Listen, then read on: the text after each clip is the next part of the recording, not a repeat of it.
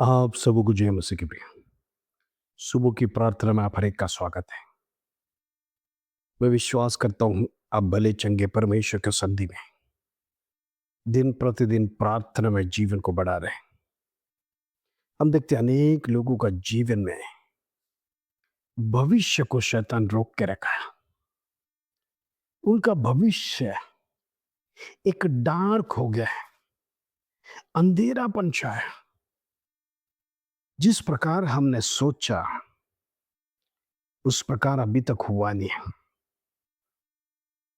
बच्चे पढ़ लिख कर आगे तो बढ़ रहे हैं, लेकिन जिस प्रकार उनका जीवन आगे बढ़ना है, माता पिता की इच्छा है, बच्चों की इच्छा है, उस प्रकार का वो आगे बढ़ नहीं पाए।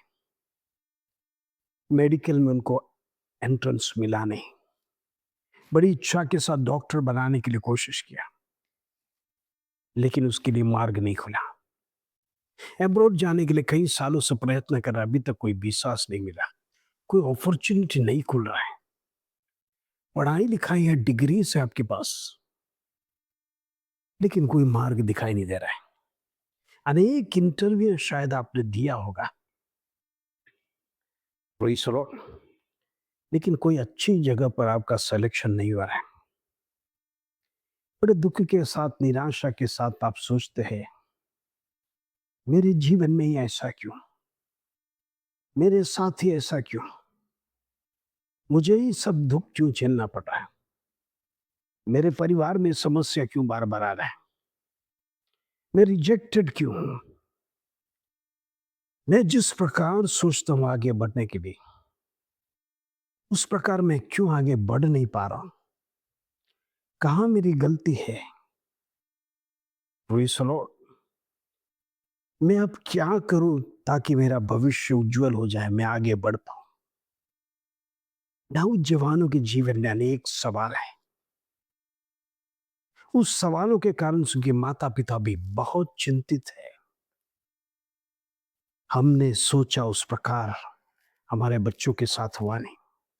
हमने तो बड़ा ख्वाहिश लेकर हमारे बच्चों के बारे में सोचकर, ईश्वर, हमने सोचा था उसका जीवन, उसका भविष्य उज्जवल हो जाए, लेकिन जिस प्रकार सोचा उस प्रकार का कोई राह दिखाई नहीं दे रहा है, कोई मार्ग दिखाई नहीं दे रहा है।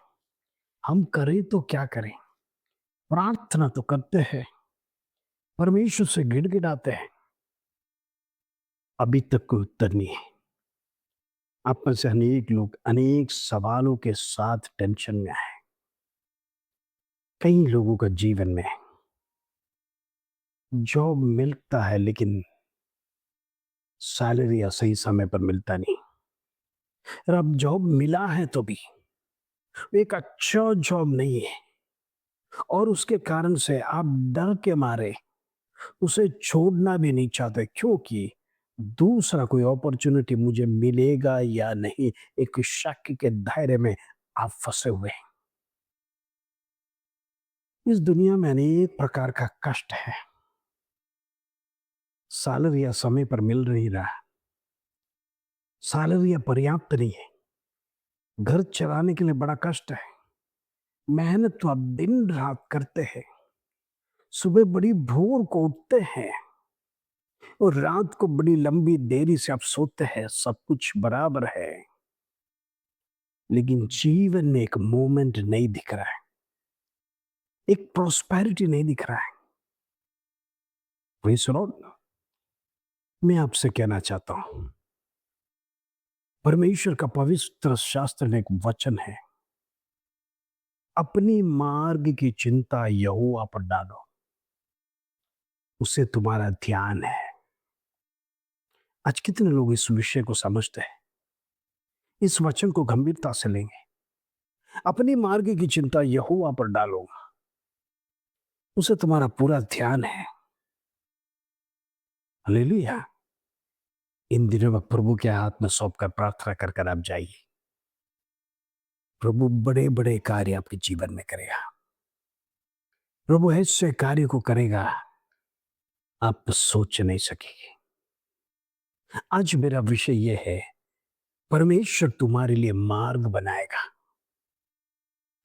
आज अनेक लोगों का मार्ग बंद पड़ा है, रुकावट है, आगे बढ़ नहीं पा रहे हैं, मेहनत कर रहे हैं, इन्फ्लुएंस लगा रहे हैं, सब कुछ होने के बावजूद भी कोई मार्ग खुल नहीं रहा है, कोई मार्ग दिख नहीं रहा है। लेकिन वचन कहता है परमेश्वर तुम्हारे लिए मार्ग बनाएगा। हालेलुया। आइए आज का सुंदर वचन यशायाह 43 उसका 19, यशायाह 43 का 19, आज का प्रॉमिस वचन। देखो मैं एक नई बात करता हूं, वो अब भी प्रकट होगी, क्या तुम उससे अनजान रहोगे?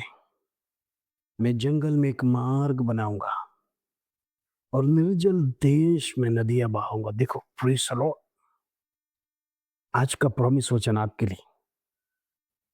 प्रभु आपके जीवन में कुछ नया काम करना चाहता है,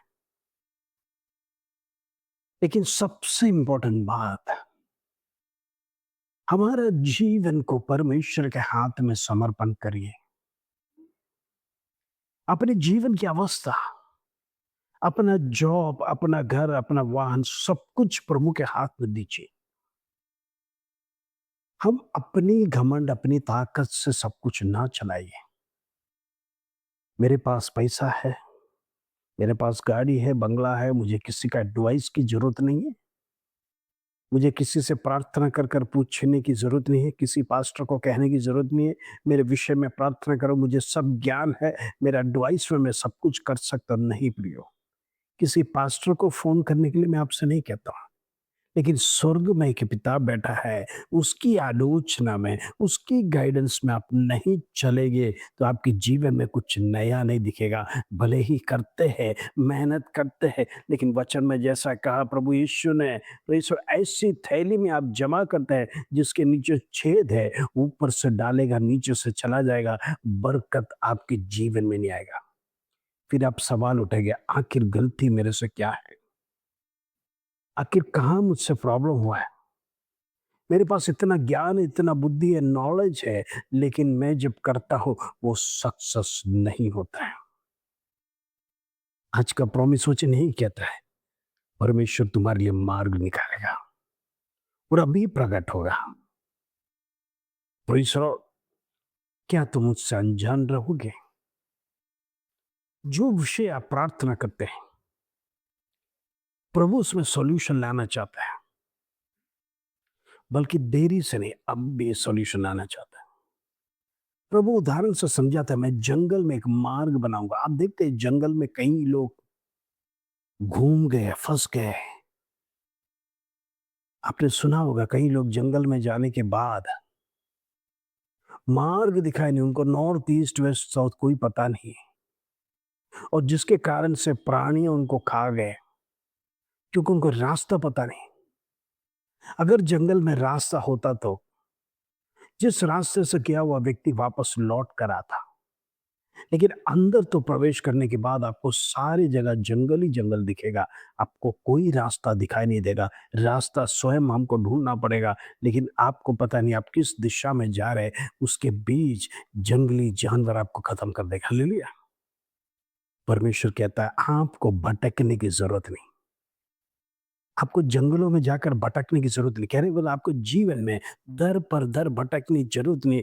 मैं ही मार्ग दिखाऊंगा, उस मार्ग में आप चलोगे, चाहे कितना भी घना जंगल क्यों ना हो, अमेज़न जैसा जंगल आपके विरोध में खड़ा क्यों ना हो, शत्रु बड़े बड़े जंगलों को खड़ा करने दो, परमेश्वर कहता है मैं उसके बीच में से मार्ग निकालूंगा। Praise the Lord. कहने वाला आपका भविष्य परमेश्वर उज्जवल करना चाहता है, आपके जीवन का जो बंद रास्ते परमेश्वर वो हालेलुया खोलना चाहता है। बंद दरवाजे खुलने पाए यीशु के नाम से। आपकी जीवन जो रुकावट में पड़ी है, परमेश्वर उस भविष्य को खोलना चाहता है यीशु के नाम से।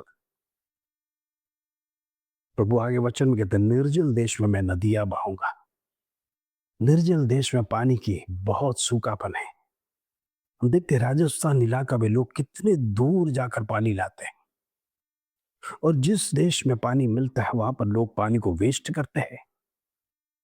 जो बड़ा इजीली वेस्ट करता है क्योंकि पानी उनके पास है और जिनके पास नहीं है उनसे पूछिए, किलोमीटरों चल कर जाना पड़ता है वो हर एक घड़ा पानी के लिए, और उस पानी को जब लाते हैं उसे वेस्ट करने का एक बूंद भी वेस्ट करने के लिए उनका मन नहीं लगता क्योंकि इसके लिए बहुत बड़ा कीमत चुका है, एफर्ट चुका है। कहने का मतलब प्रभु यीशु मसीह ने कलवरी क्रूस पर आपके लिए कीमत चुका है। याद रखना, वो परमेश्वर आपको खाली हाथ जाने नहीं देगा।